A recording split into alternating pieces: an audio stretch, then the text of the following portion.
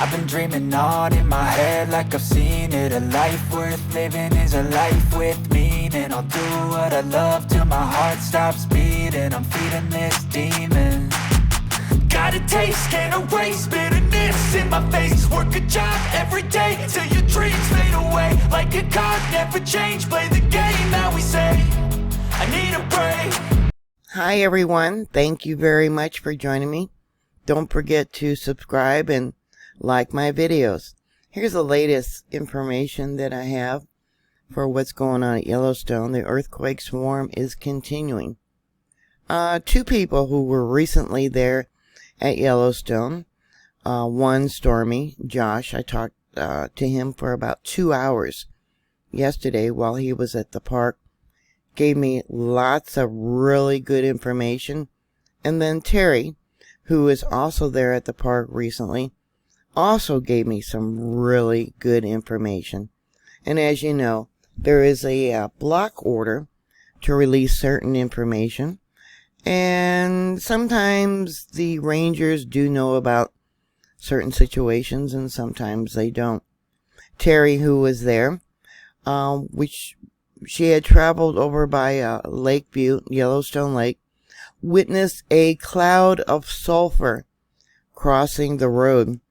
And they also saw a grizzly bear, and they stopped to tell a ranger that they spotted the grizzly, and the ranger confirmed, says where the sulfur is crossing the road. So they do know about the situation, the rise in sulfur. And according to Terry, this information is known there at the park.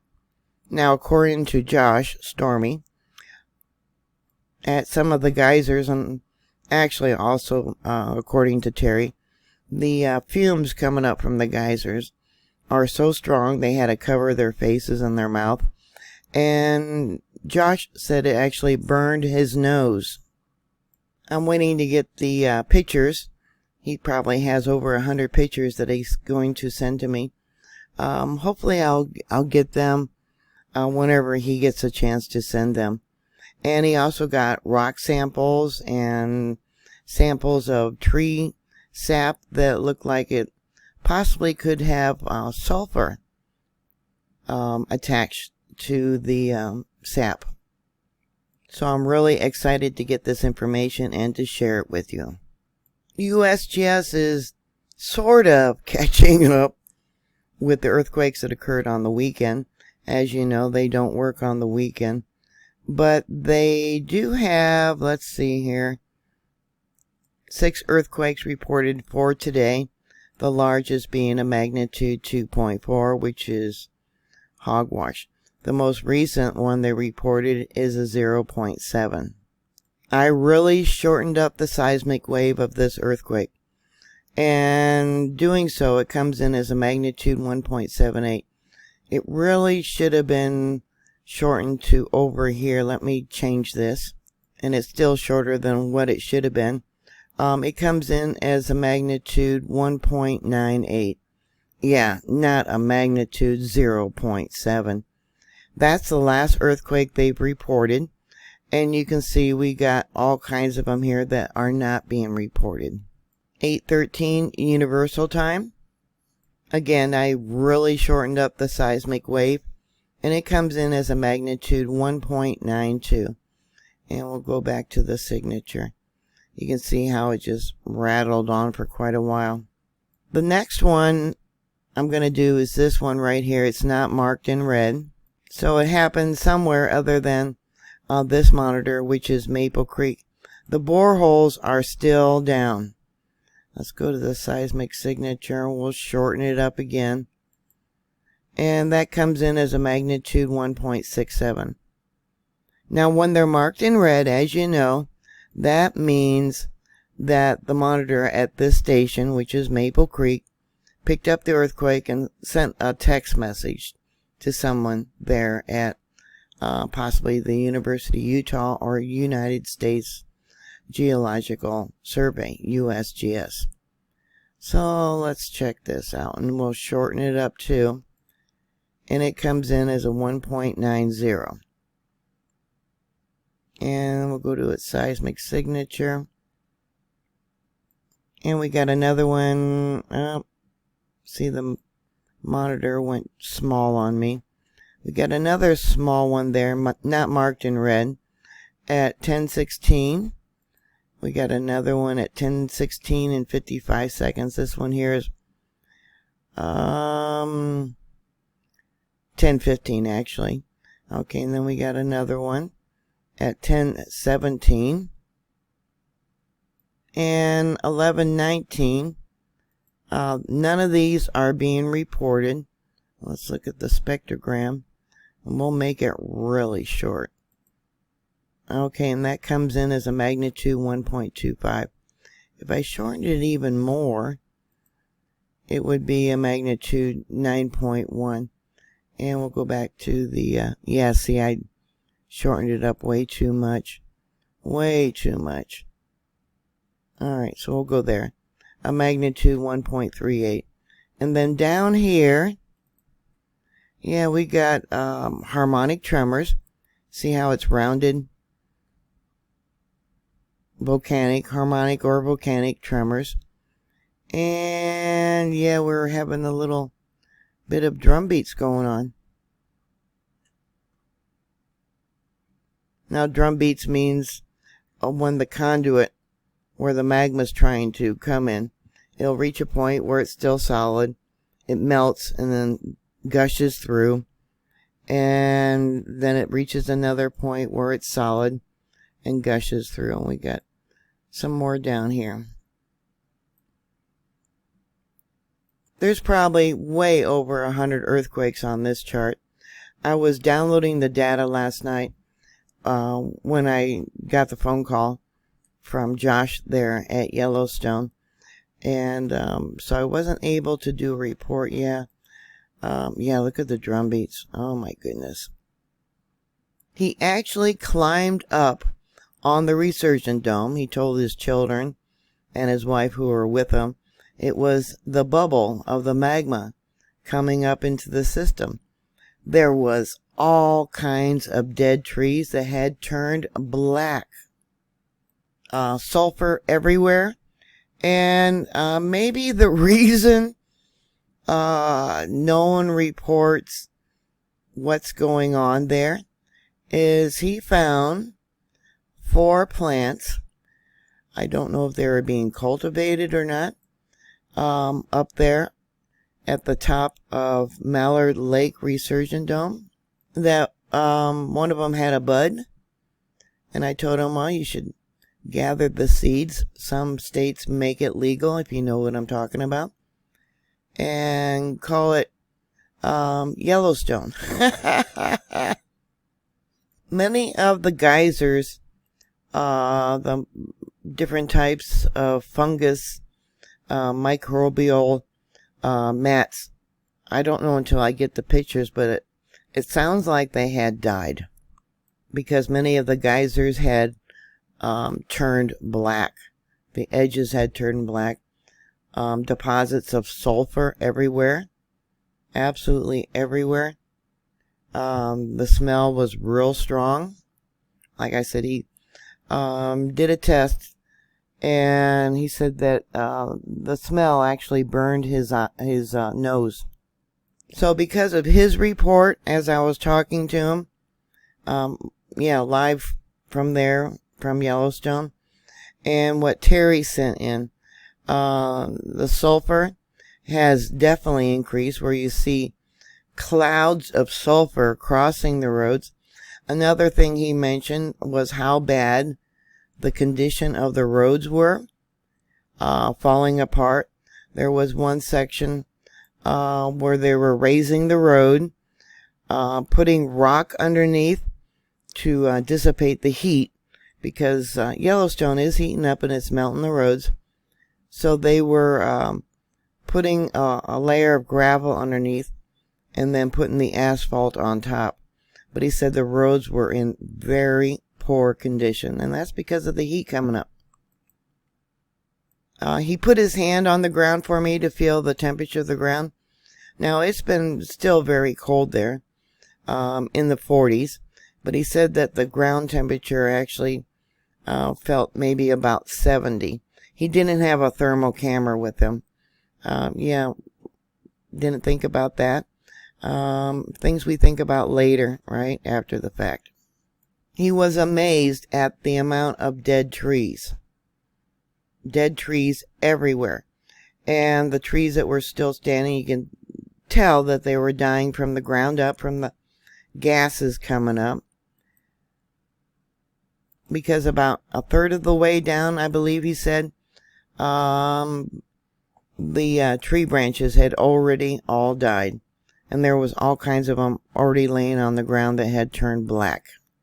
Which made me think of Tern Lake and Fern Lake, where those trees had fallen and had turned black because of the heat coming up from the ground. Yeah, it was turning the trees there to carbon. Alright, on this map here for the last week, USGS is only reporting 48 earthquakes. We definitely have that here within just one 24-hour period. Okay, we got an earthquake here at 1:44. And again, I really shortened up the seismic wave. And this comes in as a magnitude 1.65. And they're not reporting it. Alright, so then the next one at 3:12. Now this would have been yesterday on the 12th. Not being reported. And let's take a look at its seismic signature. We'll go there, which is actually too short, and it comes in as a magnitude 1.73. And then yesterday, let me make this bigger, we're getting the drum beats again. Yeah, throughout there. Let me pull this up for you. And throughout here. Now that probably lasted a good hour. They know what's going on. And they don't care about the safety. When you got gases crossing the road like fog, that is a definite health hazard. Josh also said some of the geysers, it smelled like hydrogen, which we know hydrogen has increased. We got a report about that. It's doubled since maybe that was 5 years ago. It was 6 o'clock universal time yesterday. That comes in as a 1.77. Now that is 6 o'clock universal time. Alright, then we got another one here at 7:16. That's a good size shaker. Yeah, look at the heat that came up, the hot gases that came up. And we'll make it really short. That comes in as a magnitude 2.08. Now, if I did it right, that would be a 2.97. And what I mean by doing it right, because often you can see there's another small quake. Let me pull this over. Right there. Oh, that's not going to show up. Alright, let's try it again. Right there. Normally what they do is when they have two earthquakes so close to each other, they will add them all into each other. And it's not going to show again. Okay, I hate it when it does that. There you go. Yeah, so it's actually a 2.97. And we'll go to the spectrogram. See, that's the other small quake that came in right afterwards. Almost a 3. But if I go right here before the second small quake, it would be a magnitude 2.76. Alright, so let's go to this one at 8:43. This one too was yesterday. And let's make it a real short 1.95. Okay, the next one in red, 9:34. And we'll shorten this one up too. That comes in as a magnitude 2.08. That one too, not being reported. And we'll go back to the seismic signature. Okay. Then we got this one at 11:46. Take a look at its signature. I don't know why it does that. That ain't it. Is that it? Or is it? Okay, right there. Gotta make it bigger. Okay, 11:46. We'll shorten it up. That comes in as a magnitude 1.85. And there's the spectrogram not being reported. Okay, 1342. That comes in as a magnitude 1.89. And I think I did these two already. Yeah. Okay. That one there at 1351. Let's come down a little bit. So this is the last reported earthquake so far for today at 547.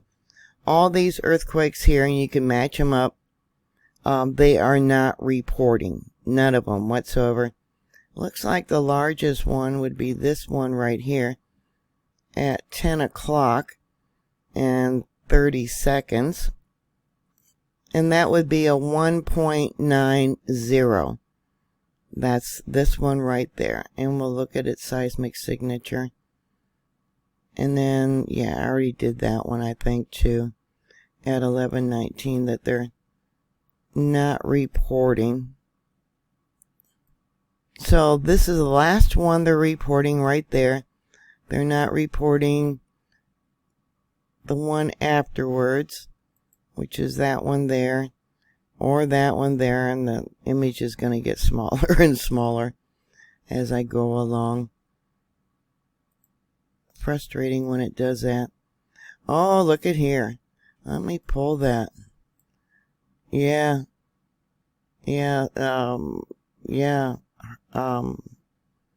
Harmonic tremors, which means magma is on the move. Yeah, and we got, what's this one right here? Again, harmonic and volcanic tremors.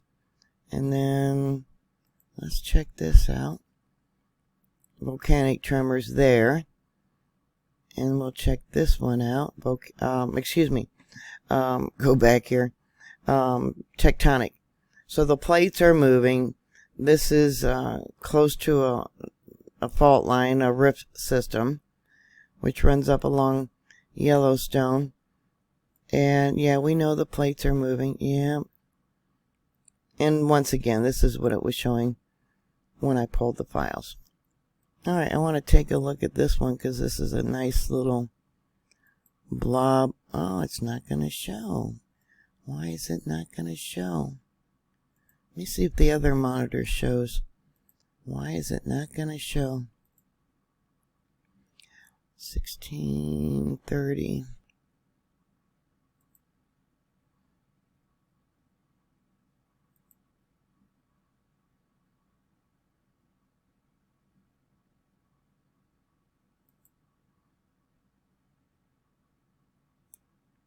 Yeah, it's not going to show. That might have been when all of a sudden the data stopped coming in last night.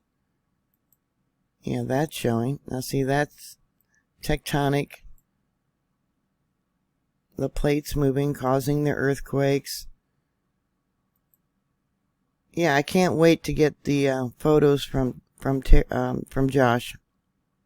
Yeah, him and his family actually climbed up to the top of the Mallard Lake Resurgent Dome. Yeah, he told his kid it was a giant bubble of magma pushing up on the ground, which is a really good explanation what is happening.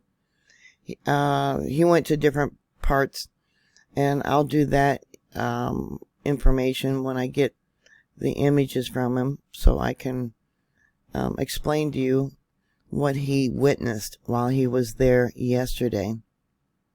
And you can't see it here, but there is part of the boardwalk where they had some orange cones because of damage to the boardwalk. Yeah, these gases are highly corrosive. He said that they were made from PVC. Now, I don't think that is this case over here, but over at Yellowstone, he said that the boardwalk in front of, Old Faithful, the boardwalk in front of Old Faithful was made from PVC plastic. Anyways, that's all I have for you right now. There's a lot more than I need to tell you, but things are definitely ramping up. The clouds of sulfur, which is a health hazard. Sulfur burning your nose. And hydrogen. The strong smell of hydrogen is also being there. Now, if you're going to go to Yellowstone, send me a message and maybe we can get together and get your reports of what you witnessed there. Thank you very much to both Josh and Terry. I'm going to add some video and images that I have received from her. I'll put that within this video. Please stay safe and don't take the word of the government. No, they do have a gag order and they're only allowed to report what they're allowed to report. It's always about the money. Who can make the most money for the longest amount of time? Oh, another thing too I want to add. It was $35 for Josh to get into the park. He had to go through 2 different parks and pay twice. So it cost $70 total to get to Yellowstone. One hot dog was $9, he said. Yeah, that's a little spendy, a hot dog. How many packages of hot dogs can you buy for $9? Anyways, I want to thank both of you for your reports and your videos. Please stay safe. And if you're going to go there, let me know. And I'll talk to you later. God bless you. Bye.